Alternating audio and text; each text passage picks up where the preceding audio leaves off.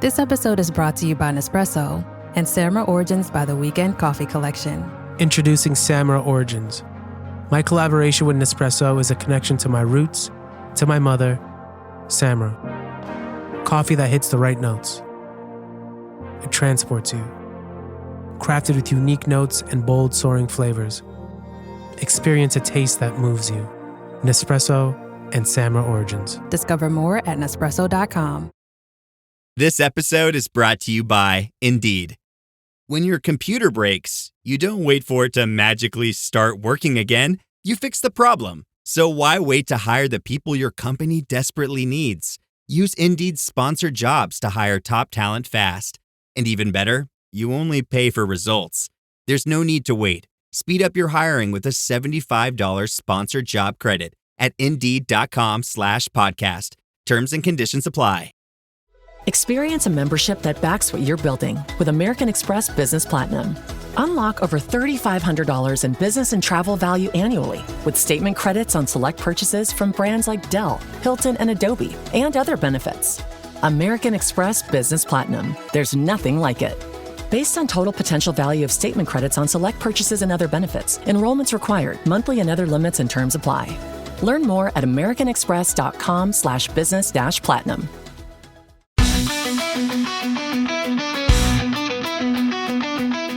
You're listening to the Super Rugby Cymru podcast.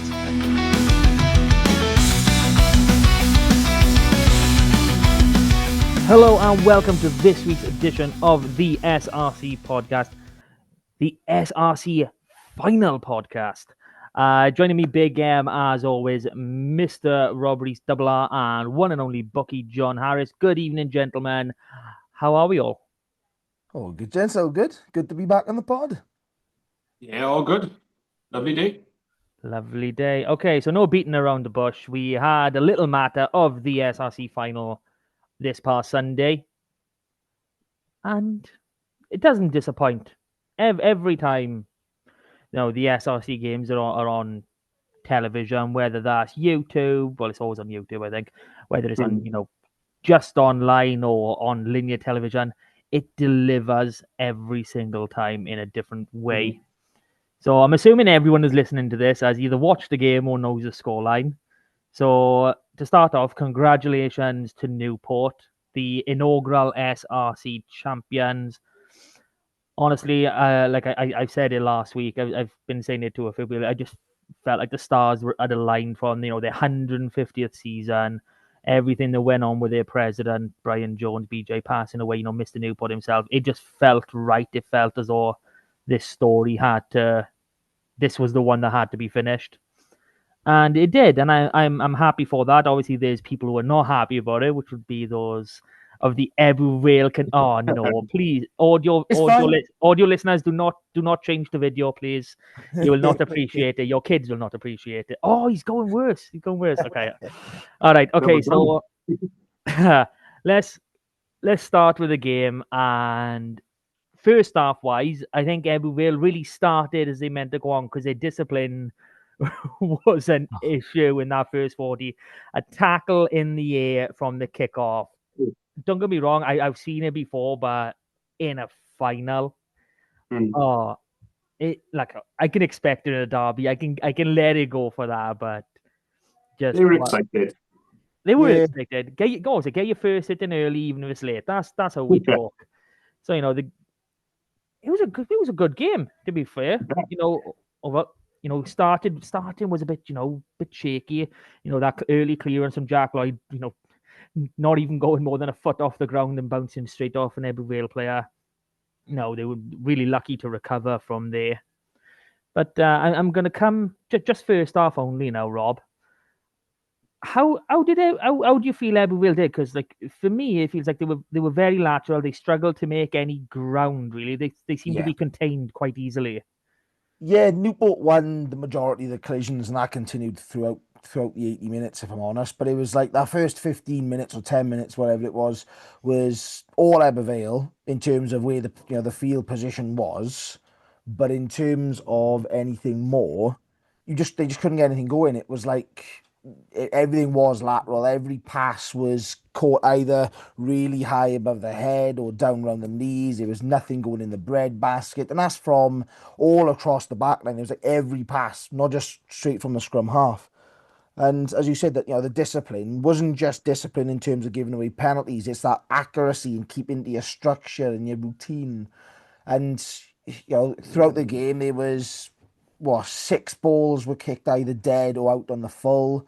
There was a pass that was, they went on the overlap and that went out on the full. And so this theme of, as you've said, of silly mistakes and allowing Newport to build a platform, which was what happened around the end of that first quarter, really took place off some sort of their own pressure, really. And I think that's what was frustrating. You sort of saw 10-6, you're thinking, okay, you're all right, this isn't too bad.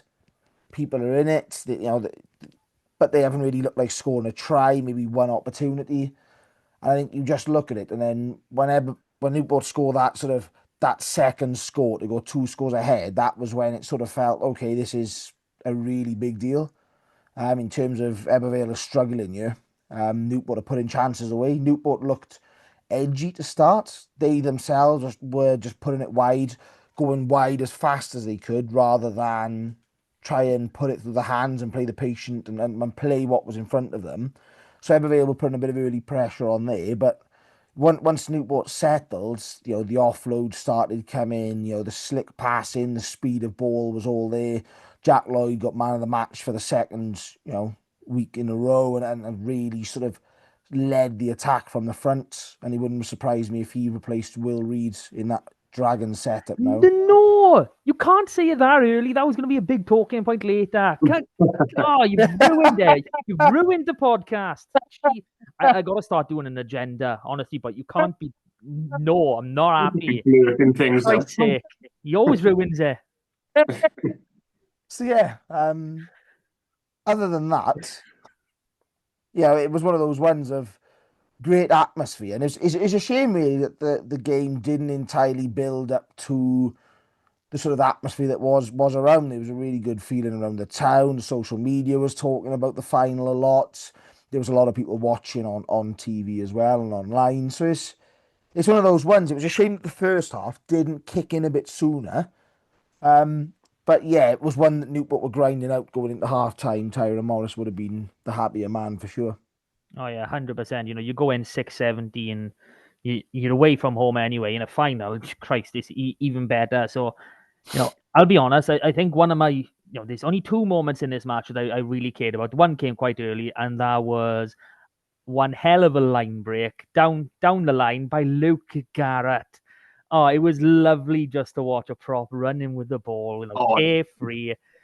He's standing in his natural position on the wing. Obviously, he's outside the 5 meter because that's where we do our best work. I'm not gonna lie. He takes that ball in his stride and just a nice caress down. And then you know what, Tom Devine was, he was a little bit angry. So about 20 minutes later, I was thinking, I don't quite have the pace of Luke. But I've got hands of gods. So I'm just going to tip on this ball to Ben Roach by you. I'll put him into a line break. That's just as good. And it was, the skills on show were really, really high quality. When they did finally get over those first initial mistakes. I mean, the kicking battle was, it was really fun to watch. You could see that obviously a big Ebervale tactic was that box kick to try and get it on around Newport's 22. It didn't ever really come off, unfortunately. So who was in now? I'm trying to think. He put in a boot. It must have been about 70. I think it might have been Morgan Richards. He must have booted that ball about 70 meters down the field. It was just an epic kick. And unfortunately his kicking didn't stay perfectly like that. And I think he put 2 balls dead in the end. But it was absolutely beautiful to watch. So, John, I haven't come to you yet. You've heard a couple things. What was? Let's talk about it from the Newport side. What did you think Newport did really well? Like, the scrum battle was intense. Obviously, a nice couple of tries in that first half. Can't go wrong there. Yeah, I thought the defence was probably what kept them in that first 20. Probably the whole game. Actually, they defended amazing all game, but Edwardsville really come out fast. I thought not. First 20 minutes, I don't think Newport struggled to get their hands on the ball. But when they did, you could see what their intent was to get it. It was always two-part. They always looked dangerous as well. Any turnover ball, any loose kicks, it was like two passes, and they were looking to get wide. Jack Lloyd was brilliant in that first half. A nice little dink into the 22 the first time they got into the 22, about quarter of an hour into the game. Nothing came off it, but it was a lovely little dink. They were trying to run it, but they were struggling. Newport, I think, was struggling to get going as well, but their backs did look very sharp. So you talk about that little chip. That was about the 25 minute, and that was quite important because that was, I think, we chipped it over to Carwyn Penny, just doesn't come off. But I can't remember why, but that was when Joe Franchi went off, and pretty typical of Ebbw Vale. It's a final. Boys can't stay on. For the starters can't stay on for 60 minutes at least. It just doesn't suit well. But it was right after that Newport got that first try, and it was so well worked. They had a line out on the 22. They took a short. Popped to the front of the line, back to the hooker, and darted on. They made good ground. And then they just kept attacking the line, and then it was a really nice pass from Jack Lloyd to, I think it was Che Foster-Smith, who literally must have been about a meter from the line, and then it was just simple work for David Buckland to just snipe over. It was a little and dot down, yeah. And I felt a bit sorry for Ebbw Vale because it felt like they'd had most of the game up to that point. And then Newport come away with the first try of the game then, and it just kind of it swung then from then on, I think. Newport would definitely try to speed it up. I think I was wondering, can Ebbw Vale keep the pace they were trying to play for a full game, which I didn't think they would. But then I thought that against Llandovery, and then they went and come back. So I thought, well, I'm not going to write them off yet. But yeah, Newport definitely wanted to play a fast game with their back line, who did look very threatening. I thought John Morris looked dangerous every time he was on the ball. So yeah. You're 100% right. And 10-3, the game. It's early in the game. We're not at the halfway point yet, so obviously everything is still in the balance. But the scrum was. It was about even, but you could start seeing that Ebbw was getting a bit of ascendancy. Yeah. You could see Newport trying to. They couldn't get that straight shunt on. They had to try and maneuver their bodies around.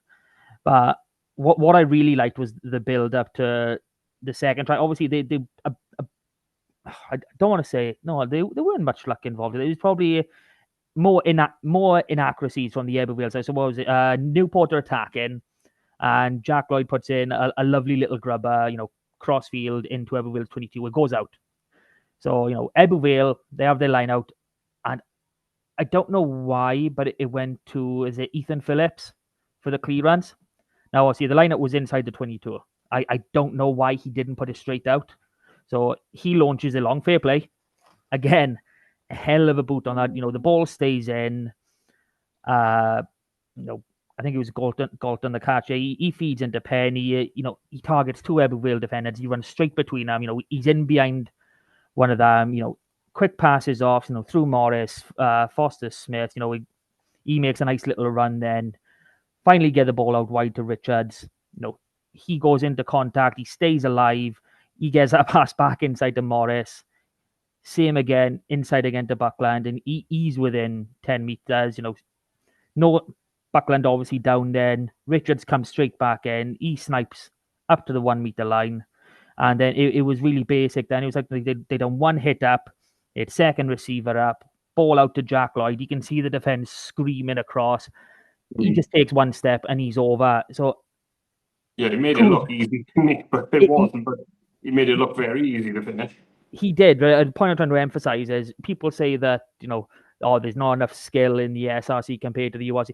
These tries were so well worked, and there's plans for them. You need these support lines for starters. You have these plans of where to run, where to attack. And then when you get into the red zone, when you start looking at phase play, they got it. Newport really did have it.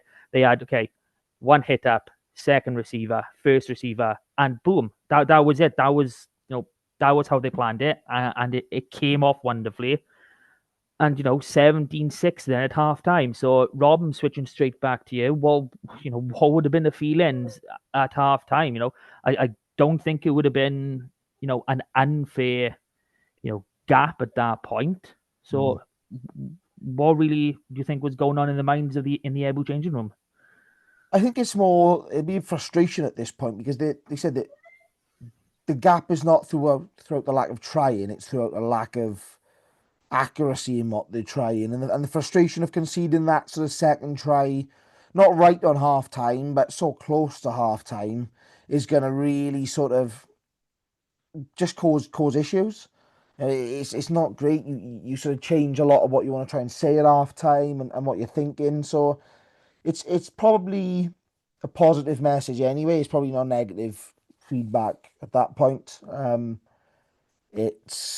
It's all about the building. They'll have been looking back and drawing off that Landovery comeback and what they can do. They were playing it, the other way that they were the Landovery second half. So it's a slightly different sort of tactic, I guess. But the biggest problem was, and we were all saying it, is everybody needed to come out and score first, but they probably needed to try. The first thing they did was kick the ball out on the full again. Yeah. Literally, the very first thing they did in that second half from the restart, was like you couldn't, unless Newport had kicked the restart out, you couldn't have done a mistake quicker in that second half. And that set the tone. It really did, and it wasn't just that. I think it was either the next set of possession or possession after a little kick battle. You just kicked this straight out again. I think it was a long kick over. Hands touched it as it went behind him when he was outside of the 22. I can't remember who kicked the ball out, but he was scratching his head thinking, but it was inside. We were inside. No, he touched outside. And, that was unfortunate. A bit of... It was. I think that was it Ethan, I think, put it out on the full, because it was the line outs that was just outside, and obviously it was brought back in by Griff, who set up Ethan to kick it out. It goes out and then gets brought back, and it's these just little mental lapses that probably just cost Ebervale.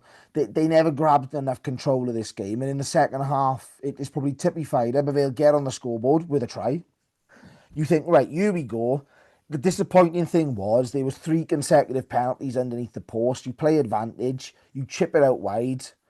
You score it out wide, but you miss the conversion because it's a wide one. No yellow card came, off the back of the 3 penalties, and you've lost the advantage of being right underneath the posts. And that's when Newport countered with Griff just mistiming his run. The ball bounces once into Karen Penny, and that's the game done. That. I'm sorry, but that was the moment that the game was killed. Was the restart? They couldn't get the exit right. Newport finish it off, score 7 points. So then basically they're 2 points better off than they were heading into half time. And because of the mistakes, the kicking out on the full already twice in the half, that sort of thing. The massive break from Ryan Jenkins in that sort of half. He busted that was good. But he didn't look right. No. I remember seeing that by Solomon live. I was like, look right. And he looked left. It's one of those ones, could he have seen it? Different angle. They go 3 phases on and knock the ball on. Yeah, well... Fantastic break, though. It was an amazing break. And if, from that, the second time the ball was kicked on the ball, if we go... That sort of next 15 minutes was all Ebu Vale. That was when they really had the opportunity to stick their stamp on the game. And we'll go to that break for, was it Ryan Jenkins? So what was it? A line out off the top. Obviously not a full line out, so he's in the back line, is just basic, simple passing, running a shadow line behind the man in front of him. And when the ball comes to him, he's just through a hole. He goes about 50 meters. Like, fair play to the lad. And we go 10 meter right into the 22, I think. Yeah. Yeah, and you are right. There was a couple phases later that there was a knock on, but it was from that knock on that you had that scrum that you won against the head. So, I mean, that was a good scrum. That was brilliant to watch. I Proper don't know one where the ball just stayed still and Ebu just drove over the top of it, and all the scrum half had to do was pick it up from the back because it was just presented to him. 100%. Like, I don't know whether the class has a Newport mistake, losing their own put in, or just to congratulate Ebu for such a dominant scrum that we've seen all season. So obviously they pushed that scrum over, that moves the ball like 3 meters back, just clean as day, perfect. I don't think the Newport front row stood up either. So, you could see that battle. It was just so locked in and intense. So actually they get the ball and it's just lovely stuff. It's just hitting up, and then drawing everyone into the middle, creating that space out wide. I mean, I was watching, I was thinking, he's not going to get this. He just jumps up with both hands up in the air and just takes it and down. Was it Bowden with that first try? That was absolutely beautiful. That, again, another well-worked try. You knew what you wanted to do. You knew where that's the Newport tend to, they narrow up when you start hitting them towards the line, and boom, you hit that crossfield beautifully. But the first score of the second half, which is what you want when you're behind, you come out, get that first try. So that's 11-17 then. So you have the restart, nice little battle, a few kicks here and there, and you get a line out on your own. Everywhere will have a line out on their own 22. They clear it along, and Penny takes it up and under, and this was very similar to, I think, Ethan Phillips' try against Llandudno, where Harry Dole ran towards the ball. He probably could have got there if he committed. I don't know who the Whale player was, but it was Grifter. I think if he committed more, he could have got there, at least got a touch on the ball. But the moment that ball bounced, it was out of his control, and it was a lucky bounce. Obviously, towards Benny, yeah, but you create, same as Ethan Phillips against Llandudno, you create your own luck, and he goes under, and 24-11 at that point. And I do think you're right. I think that killed the game as a contest. And literally 2 minutes after Evervale scored. So that's why I think it did kill it. It was less the gap. That was a massive factor, but the gap had grown since half time. But the fact it was literally straight after an Ebu try, it nullified, any sort of momentum. The crowd were struggling to get into it. The team weren't feeding anything. And that sort of summed up the rest of the second half then as well, where it was sort of back and forth. A few big moments late on. Ebervale are looking at a penalty in front of the posts. I think at the time it's a 9-point gap. So do you make it a 6-point gap with this is less than 5 minutes on the clock, or do you go for the try and then try and set up a penalty, a drop goal opportunity? Obviously, they went for the try. They went for the line out. Jack Lloyd, of all people, manages to squeeze into the maul and lands underneath the ball to hold it up, and that was it. They'd spent so much time in that Newport 22. It's one of those ones that, when everything's against you, couple of shots go in without the arms. You're thinking, is there a penalty coming? No, it doesn't come.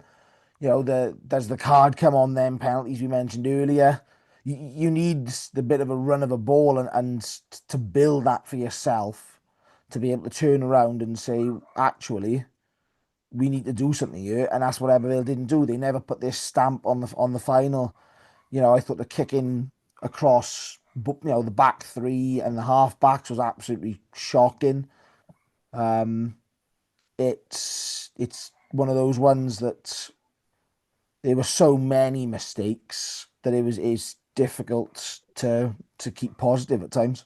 Yeah. So taking on from there then, so you talk about mistakes. So if we go back to, when that Karen Penny try came, obviously, 13 points down at that point, 11-24. You're still very much in the game, but you are hurting, obviously. So we'll go towards your next try, which came, what was it, around the 55, 56 minutes mark, and you're attacking. So fair play, you've got your systems in place. You're going through it, and you're gaining ground. Absolutely fair play. You're gaining ground. You get into the Newport 20 tour, and I'll be honest, you're looking on top at this point because the Karen Penny try was more, like I said, it was more make your own luck, more luck than anything. So you were still in the ascendancy in actual gameplay. You somehow, the ball just spills free into Karen Penny's hand. He, for some reason, just throws a wayward offload that goes to the ground. And was it Galton picks the ball up? He tries to do a chicken wing pass out the back. And I think it was Curtis Gregory, just picked the ball up and, okay, Newport defender was there to try and stop him, but he sort of flopped over. So, 55, 56 minutes, it was, back to 24-18. And that could have been game on. That should have been game on. But it was more or less, straight from the restart. You didn't really solidify yourselves. And, you've ended up giving away a penalty. And it's 27-18. It's back to 2 scores. It's, brilliant game management from Newport and Jack Lloyd. But, these were things that are manageable. And watching Ebbw Vale, obviously, you have the luxury of being able to watch almost every home game. We only get the highlights and, the odd game that is covered. And, there have been a few this season, so they have been pretty good to watch. But it doesn't seem that, like at any Ebbw Vale, outside of the SRC Cup final, it doesn't seem like any Ebbw Vale team that we've watched all year. It's like I know I make fun, I laugh and say, oh, you're going to choke and stuff, but it feels like that's actually happened. Because on another day, this scoreline could have been a lot bigger because Newport created a lot of chances. They created a lot of space and they just made silly mistakes themselves. So it was a great game to watch. Always a great game to watch. Little bit disappointing. It didn't, have that sort of intensity like the semi-final did, like, the quarterfinals. They were intense. But so 60 minutes then, that's scoring done. Everyone has scored. Everyone has finished. I mean, it doesn't seem like Ebbw, 20 minutes left, 2 scores. You still the game is still there to be played. It just doesn't seem like they went for it. Do you have any reason for that? Like I haven't clocked when the substitutes happened, who came on for when, etc. But were there a few subs that sort of derailed things? No, I think if anything, some of the subs improved matters. It was just those constant mistakes again, drop balls. The passing was still not going in the breadbasket. So again, it was allowing Newport to push up, cut out the width, stop any big ball carrying up through the middle, which was what hurt Newport in the first 20 minutes. Forces Ebbw Vale to kick, which wasn't good. And you're in a repeat recycle. Newport get a try disallowed for forward pass. That's again the right call. But Ebbw Vale just found themselves, because of the slow ruck speed, Newport were sort of forcing the poor passing, that when they were in that sort of 22 or on or around it, they were wasting so much time going lateral, and that's what hurt them. They wasted time in the end. And very slow setting their lineouts up as well when they needed to be scoring, not wasting time. They seem to be slow getting to everything, and it's like a bit of urgency. Like you need to score now if you want to score another one to win it. Then so get a move on.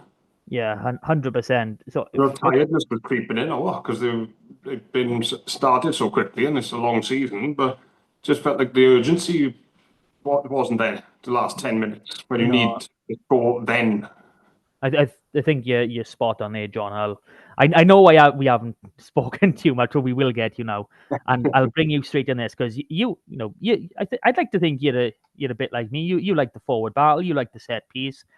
So Ebbw Vale all season they've been great at the scrum, they've been great at the lineout, they've been great at the maul. The scrum, brilliant. They managed to score a try. because of that scrum. Line out didn't look right at all game.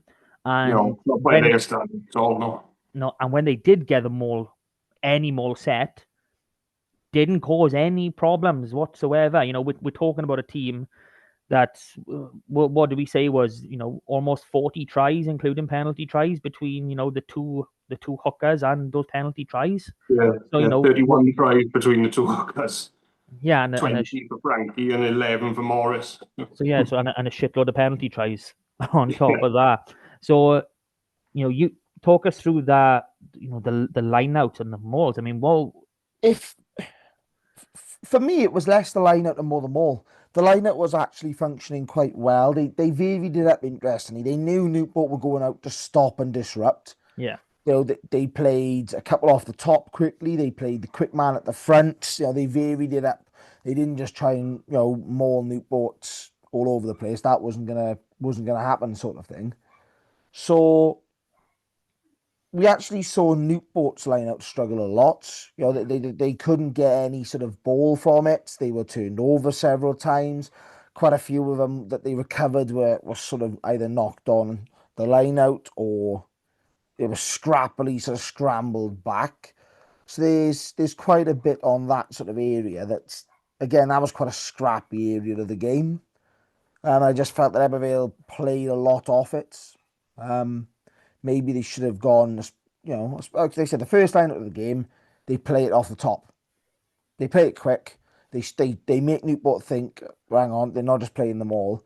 They probably should have stuck to a few more. Sometimes I feel Ebervale's line-out is their own worst enemy. They overcomplicate it. They've got three second rows in that pack and the way they want to run it. But whilst it's the most improved aspect of their game over the last 3 seasons, since the return of Jason and so the rest of the team have built up, sometimes I still fancy it's just too complicated. It's up front pod isn't about to shoot. Hang on a minute. Now the back pod is shooting. No, wait. No, it is going to be the back. There's so much movement that it actually becomes really readable of where it's going sometimes. Or you on the reverse of that, there's been quite a few occasions, especially at the weekend, where the ball was just getting disrupted because there's just too much going on.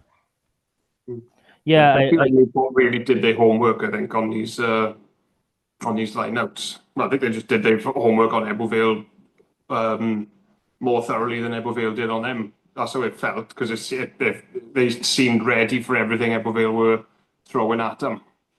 And they seem to have men who were getting. There always seemed to be someone getting through on the driver maul to get to the ball or get to the man with the ball. Because you could hear the referee telling him multiple times he's fine, he's coming through the middle. But there always seemed to be an arm coming over, grabbing hold of someone. So I think it's one of those ones as well. Losing Joe Franchi so early again doesn't help that. I know we've spoken about how many tries Yair Morris has this season, but it's sometimes, and I said this after the game, it's less the effect it had on Ebervale, as in it doesn't decrease their firepower by much, but what boost of confidence does it give to Newport knowing that you haven't got the league's top try scorer sitting at the back of that maul? Every little nugget of gold in these sort of games that you can feed off in derby games as big as this and as ferocious and feisty as this, you feed off. So Joe going off with a calf injury really, really, boosts a Newport camp. Yeah, I get what you're saying there, but I'd actually like to see some of the stats. I'd like to see the stats on try per minute, because obviously Yair Morris has only started 6 games this season, and so that's 17.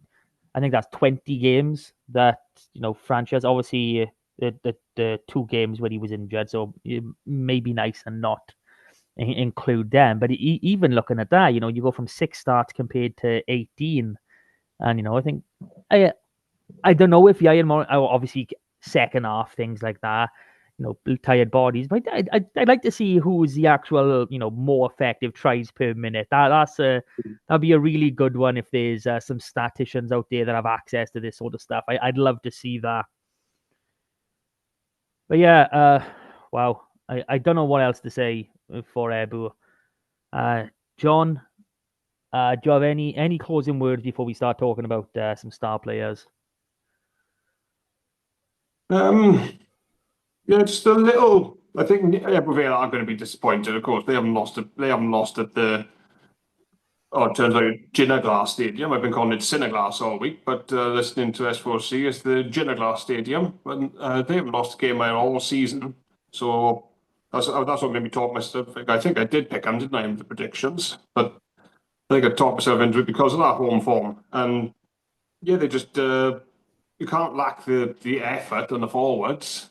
They're outstanding. But they just seem to be lacking a bit behind when it come up against a team of quality of Newport, which I thought after the way they dealt with, again, going back to the semi-final, Llandudno got one of the best backlines in that league, and they dealt with them. So that's why I think they'd be disappointed, because they can, but it just didn't, they could not deal with Newport's backline in this game. They tried, so they really tried their best, but I think towards the end, then it was starting to get a little desperate, little bit, because they knew they had to get 2 scores to win this game. Surprisingly, we only saw 1 yellow card in the game. That was quite nice to see after we've seen so many in the other knockout game. Took to the 74th minute before we got a yellow card. But the 2 things that stood out to me were just Newport's defence and Jack Lloyd. He was as good a game as I've seen anyone play in this league this season. He was just absolutely outstanding. Everything he was doing, even stopping holding a ball up over the line to stop Ebervale scoring a try. Being very clever about it, because he knew as soon as that ball was over the try line, there's no offside, so he could come in from the angle he did and got himself under there. So he was doing a bit of everything. Yeah, I think he must have been training a little bit with his brother Johan, because that's been a bit of a style of the Scarlets this season, holding people up over the try line. But yeah, you're totally right. You've hit the nail on the head. Jack was absolutely outstanding. An error early on. That kick I mentioned that barely got off the ground and rebounded off Ebu Vale. But after that, there wasn't much that he did wrong. And what I really liked about him was his variety of kicks. He would try little grubbers, he would try chips. So this is the type of 10 that I like seeing, and as an actual 10, an out and out 10, I'd say he's a better 10 than his brother, because of how he plays the game. He's more of a game manager than he is give me the ball, I'm going to try and do something myself. But that's me as a Scarlet being annoyed watching Johan Lloyd at 10 for the last 2 seasons, which is tough for anyone, So, Rob, I know he is on the opposite team, but a bit of praise for Jack Lloyd in this game. We've spoken about Matt O'Brien. He flew in from South Africa, which the night before, wasn't it? Like, I'll be honest, I think that brings up. Yeah. He got back in, was it Heathrow at 8 o'clock in the morning? That's unreal. But openly admitted himself after the game when we was having a chat with him that he was giving Ebervale too much. He was blowing out his ass. Yeah. And I think he did come on and kick it straight out. Like, for me, I'm thinking more of the next level up. He's meant to be the attack coach or an assistant attack coach, whatever it is, with the Dragons, who were down in South Africa, and they still had that game. I don't understand that dynamic. Why would you be flying back? Like, yeah, I know it's a final, but you haven't been there in that 23 more than 3 or 4 times this season. It's time to just let it go. Like, it's one of those ones, and it's a nostalgia thing, and unfortunately, it's one of the things that's probably bad about the league in terms of quite literally parachuting players in. Not that it was the performance, if anything, it helped Ebervale that he was being played, but the fact you're bringing over, a Dragons coach who basically plays part-time in the league, this season. But yeah, Jack was the orchestrator, of the entire game. Really, really did stand out. I thought Johnny Morris, I know John's already shouted him out. Everything he did, he was making 10, 15 yards. Everything. He was out wide. Next minute, he's in the midfield channels. It's one of those really, really big ones. Ben Roach yet again has a fantastic game. Leads from the front, does the hard yards. Again, some nice breaks in there too. So I think it's one of those ones that, from Newport's perspective, those big names that they look for to step up and sort of perform really did. And I think if you actually go across the Ebervale 50, the Ebervale 23, there's not many people. There's certainly no one in the starting back line that scored more than probably, if I'm being nice, 5 or 6 points out of 10. If I'm being honest here. You look at the pack. I thought it was a couple of good performances in the front row. Yeah. I thought Curtis had a really good game. Yeah, Sean's been playing the season for Ebervale for me.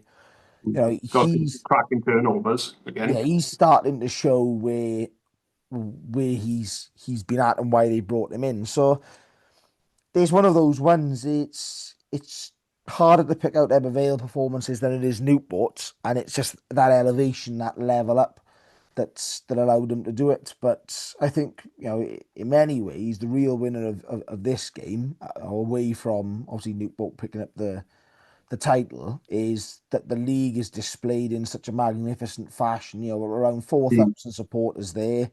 A cracking atmosphere. Loads of flags from both sets of supporters, lots of noise. There's 1,000 people on the terrace 45 minutes before kickoff. S4C were coming out and doing loads of filming. It's very rare that in rugby in the UK you get to see flares. It's a very big thing in football in the UK, or French rugby. It was fantastic to see, all the flares being set off and great. Rob. Yeah, it made it feel special, I thought. Right. Yeah. So, Rob, could you do me a favour? Can you say it? No pyro, no party. Hey! And you probably already know, but that is the title of this episode. Hey!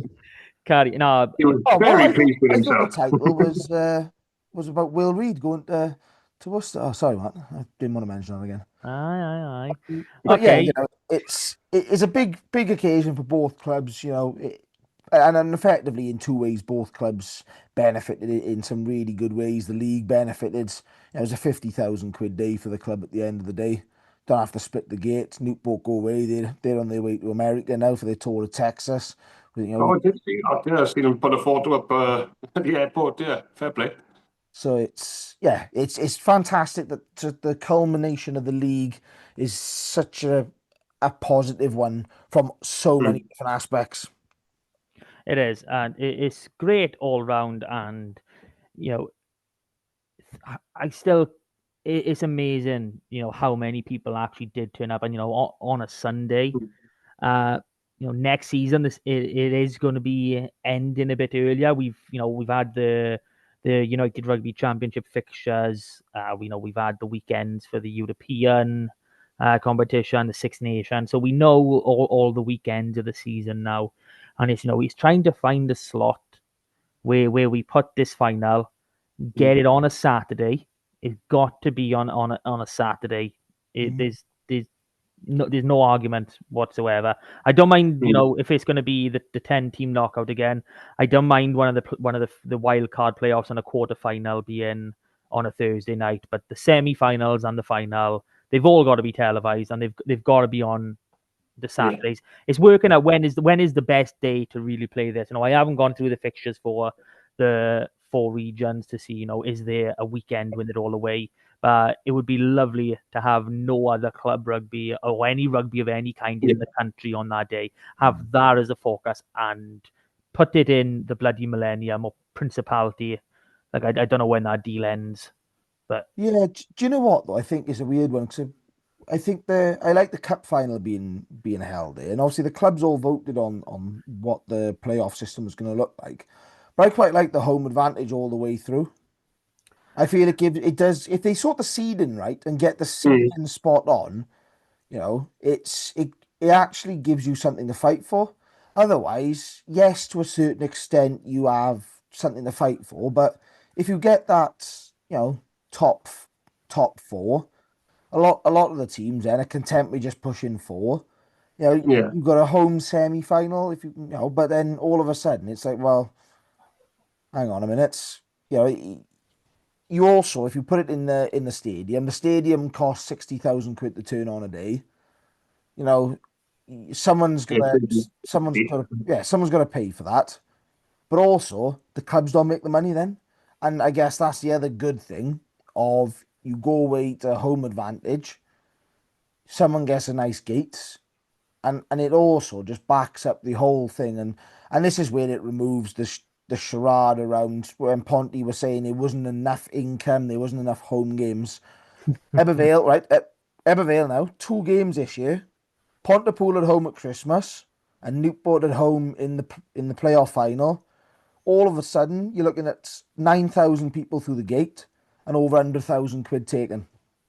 That's amazing. Let's be honest. That you've got your SRC license sorted for a season.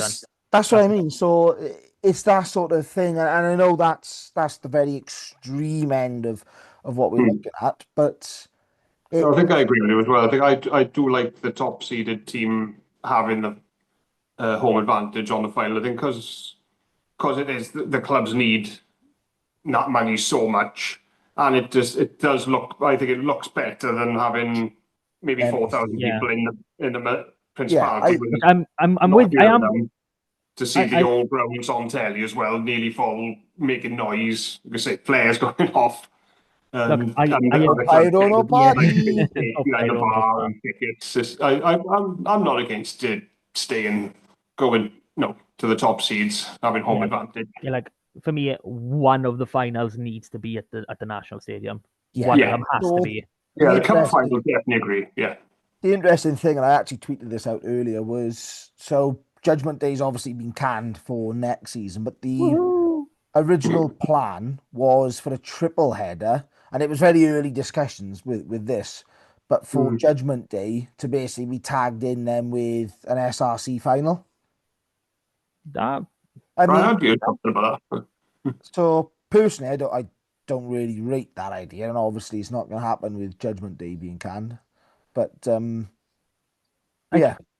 I'm not against trying new things, and that is a new thing. But at the same time, I think you kind of take the spectacle away because they wouldn't class Daft Cup final as the biggest game of the day, which it really needs to be. I think as well, you've got to look at how you manage the crowds as well. I mean, like 4,000 people turn out at Eugene Cross this week. Do you get 4,000?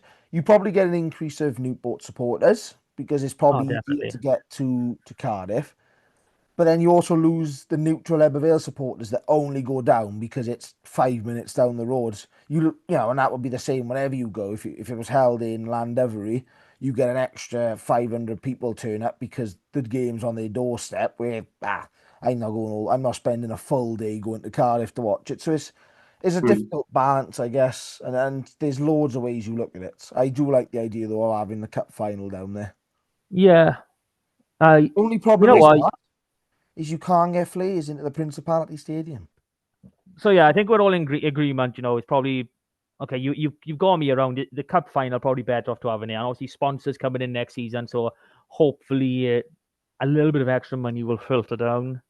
Probably won't, but maybe you can just cover that day for the clubs. Maybe get a bit of prize money for the cup. That'd be really nice. So I do have some interesting news to run by you. Is it on the Principality Stadium security? No, it's not. So let's not talk about that. You're only down Conversation Street. Oh my God, you boys are terrible. Anyone listening, if you ever see Double R or Bookie, give them a wide berth. Mind the lager. Literally, you can say hello, give a smile, shake your hand. Don't let them speak. Run away as fast as you can. Honestly. So I'm hoping some of you listeners like coffee, because there is a coffee company called Afuera Coffee Company. I haven't practiced this, as you can already tell. We might get a bit of a sponsorship deal with them, hopefully. So this is a specialty hand-picked coffee beans from Central and South America, sourced from certified Rainforest Alliance farms. A rich volcanic soils infuse beans with vibrant flavors. It's ethical and sustainable farming practices, meticulous roasting process for rich, smooth, and aromatic. I'm not even halfway. If you like coffee, we'll be putting the link up. There'll be a code. I think it's rugby stuff as it stands. We'll make sure all this is clear for you. If you like your coffee, give it a try. We might get like 10 pence off from if you buy in, like a tenner's worth or something. And I think that's probably pushing it. But yeah, it'd be nice to be able to afford a headset for these two boys, or at least a headset that they can actually plug in and work. Because up the mic, up the clip-ons. Oh, you need the lapels. You need headphones. Stick them on. Look professional. These are my boys actually. Whilst we're on the comment subject, and John, he had like those call center headphones once upon a time, but they seem to have disappeared over. Yeah, I think they're making me shout too much. So I'll just be more comfortable now. I'm free. This has really taken a turn. Okay, Afuera Coffee Company. If I've pronounced that wrong, okay. I will promise I will do this pitch a lot better in the next coming weeks, because we will be back in the coming weeks, because we've got some reviewing to do. We've got a bottom 5 and a top 5 to review. Give a nice little grade for each club. And let's see where we're going to go into next season. And prediction. Who won the predictions? That's what everyone wants to know. Who won the predictions? Yes, the prediction. I haven't actually updated it from this week. And someone already knows who's won just because of placings. And I know the full rankings. But it's gonna be really interesting for you listeners to find out. And you know what? Maybe we expand this. Maybe we get an actual full listeners prediction league going. I think that's probably a decent idea. I think Super Brew or somewhere do something stuff like that we can work out with. If I win the prediction league, I'm just going to say it. I'm going to go down to Spitty Park, light a green flare, and stand in the middle of the pitch, bollock naked, running around with my middle finger up. Is that next season or now? I'm just going to randomly do it at some point in the next year. Okay, everybody, if you see... I might even do it in the middle of the game that's down in next season. If you see a police report for some random guy being naked at Spitty Park... With a flare, no pyro, no party. With a flare, no pyro, no party, as we know. You could have red, white, and green. Oh, wow. This is only got 2 hands, John. Where's the third flare going? Well, you said you're going to be a bit bollock naked, so... Boys, that's up to you to figure out. Oh, boy, rugby podcast, SRC, Super Rugby Camry, rugby. Hey. We don't want to talk. Yeah. That one, Like, don't get me wrong. I'm sure there'll be a lot of new boys next season that will be bollock naked after their first away game, trying to make their way home. But that's not going to be you, Rob. Not going to be you. So let's move on. So as we've done after the wild card, the quarterfinals, the semi-finals, we talk about some of the players that might not be here next season. And there's not many from Ebbw Vale and Newport, if we're being bluntly honest. They haven't had great numbers of players allocated. There's definitely one from Ebbw Vale who's already, starting to integrate, and that is Harry Rees-Weldon. And you know what? Bang on. I called it after the England under-20s game. Once the boys have hit that performance with under-20s, okay, they'll have the Junior World Cup, but this gap between the Six Nations, the 26 Nations, and the 20s World Cup, they can't be coming to the SRC. They need something more. They've hit a real high, and they need to keep climbing that trajectory, that scaffolding. So, Harry Rees-Weldon, he's managed to get a few fixtures for Dragons. He's looked pretty good in what is a desperate team. Let's be honest. One thing we can talk about is that the Dragons did, have a game in South Africa, and not only do they have Hugh Anderson and Harry Rees-Weldon, stars of SRC earlier this season. They also had Carmarthen Quins' Lewis Morgan and Llandovery's Jamie Howes. Now, Lewis Morgan obviously was part of the Scarlets Academy up until I think 2 years ago. He came on 74th minute, scored a try in the 75th. A try every 6 minutes. They should have started him. They could have got 10 tries out of him and then subbed him off for whatever second-rate hooker they had to start. And Jamie Howes actually replaced another SRC star, Dylan Kelleher-Griffiths. I think it was like 16 minutes. I'm not quite sure why he went down, but Jamie, he really acquitted himself really well in a struggling pack for the Dragons. Jamie has been in and around the Scarlets, the development 15, some of their friendlies. So that is a bit of news. Fair play to the Dragons, I thought, that they didn't want to take players out of the SRC final from Ebbw and Newport to take over there. I thought that was really good. Well, let's be fair, they probably could have taken Joe Franchi. He didn't. I know hindsight is a bitch, but who knows what may have happened? Who knows? Rob, I'm looking over your squad now, and I can't really see anyone else that might be stepping up. I don't like the word stepping up because I think the SRC is absolutely amazing.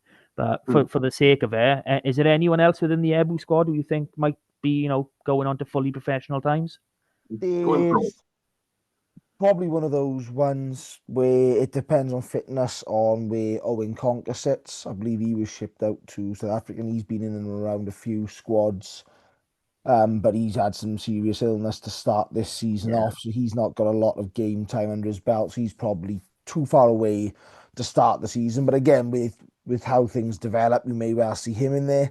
And that's similar with Kobe Rees is probably the other one that's closest. It's a hotly contested spot in that back row at senior level. So there's probably no one realistically that's on the verge of stepping up. In reality, it's how they manage their own squad, I guess, at the moment. And I mean, Evan Lloyd has trained with the Dragons this season, but I don't think he's consistent enough at the moment to be making any change. And there's exclusive rumour, that Dorian Jones may be coming back to add us some depth at 10. That's just a rumour. Just a rumour. I think we might have to put that on our socials. We might have to sit there. Okay, so over to Newport again. Not a great allocation. The allocations have either been injured or not available. So, someone like Jordan Morris, who, he's expected to go really. He's a brilliant ball carrying loose head. Still needs, there's a lot of work needed. Like, when we talk about these young loose heads, Jordan Morris is in the same category as Josh Morse, both JM, which is going to be a nightmare if they both keep going together. Josh is, he's so great at scrummaging, and that boy, he can bench. I think he's benching something like 175, 180. It's absolutely incredible how strong these boys are at 20 years of age. And then Jordan is the opposite. He's got the all court carrying game that needs to work on the scrummaging. So I'd probably still expect Jordan to, still cut his teeth for another year or two down here. Nick Thomas, I'm not too sure what the Dragons' second row supplies are like. I don't know if they're signing anyone for next season. But, is Nick someone who we could expect back with Newport, or do you think he's going to transition all the way? He probably starts the season with Newport. But he's one of those ones, he's right on that cusp. He probably gets a bit of game time somewhere in there and starts transitioning over relatively quickly. I think it's one of those ones for the Dragons at the moment in terms of who they want to try and bring in and especially up front. But yeah, Nick seems one of those. He's that next one. If it wasn't, I think he'd have done it already if it wasn't for his injury to make that step up. Yeah. And then I think the only other realistic one is probably Harry Ackerman. He's probably half transitioned already. I obviously we haven't seen him in many match 23s, but he's probably in that traveling reserve a hell of a lot of times. He is really knocking on that door. So again, he's probably going to be one that, if he doesn't, if it's been 3-4 weeks where he's not involved in the 23, he might drop down for a couple of weeks, get some game time. But probably the big one from Newport, and spoiler alert, Will Reed has gone to Worcester, so that leaves the Dragons with Angus O'Brien, the incoming Tinnis de Bia. I think there might be one. Is it Lloyd Evans? Lloyd Evans, yeah. That's those three are their frontline 10s. We know they need a bit of work, but obviously they've lost now. What was that fourth person in Will Reed, who, quite frankly, I think he's made the correct decision, because I think he's going to Worcester to be in I know it's Championship, I know it's not the Prem, but he's going to be that first 23, maybe even first 15. We don't know fully what the Worcester squad is looking like at the minute. So, smart move for him, but that does open up a spot for a young 10 to really slot in. Harry Ford probably got another year, maybe 2, before he's, fully ready, even though he has performed adequately well whenever he's been asked, whether it's with Wales or whoever. But Jack Lloyd, and we've spoken about Newport's 10s a lot this season.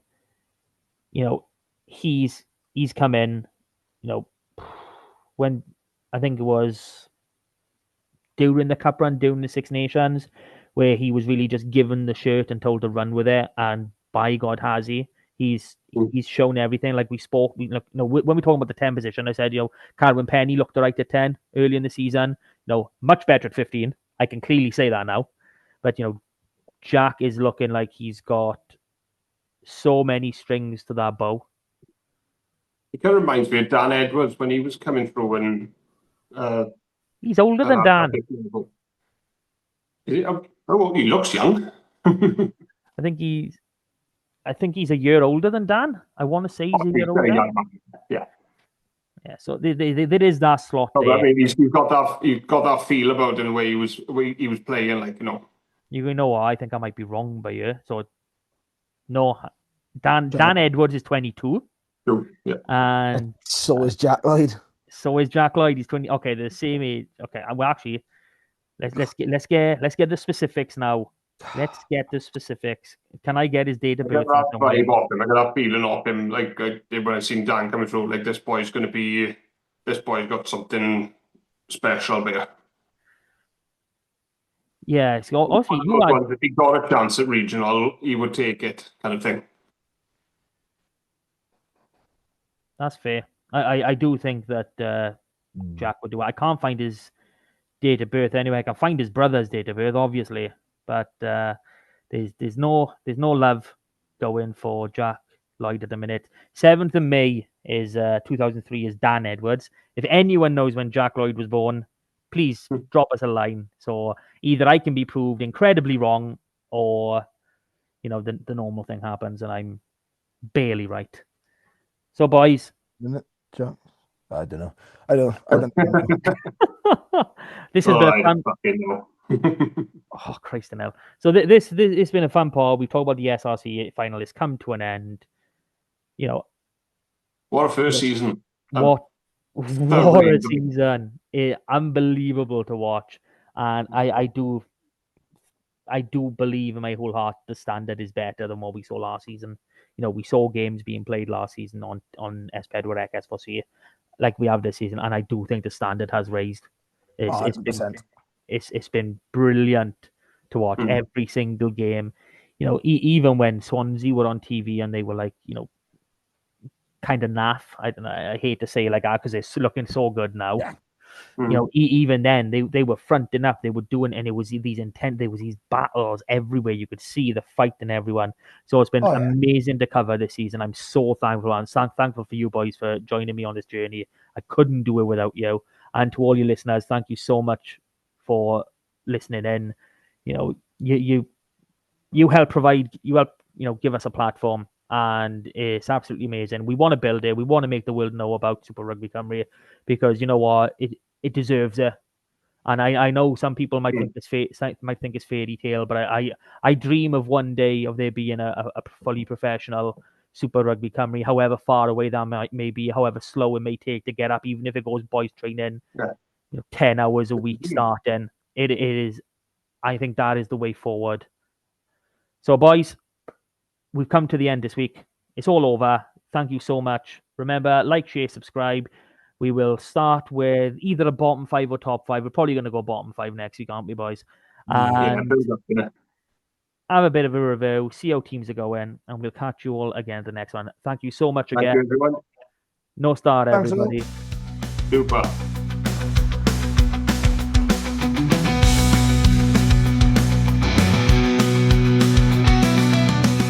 That was the Super Rugby Cymru podcast. Please rate, review and share us on socials if you can, and join us again next week for more of the same. And until then, enjoy your rugby.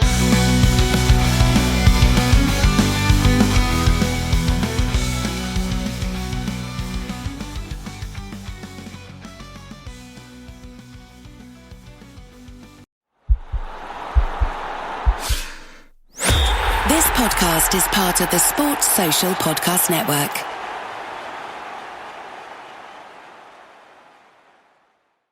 They got Willa. They got my daughter. I need to find her. From acclaimed director Paul Thomas Anderson. You can save that girl. Today, experience what is being called the best movie of the year. This is the end of the line. Not for you. Leonardo DiCaprio, Sean Penn, Benicio del Toro, Tiana Taylor, Chase Infinity. Let's go! Here I am. One battle after another. Now playing only in theaters. Experience it in IMAX. Rated R. Under 17, not admitted without parent. You can't hide.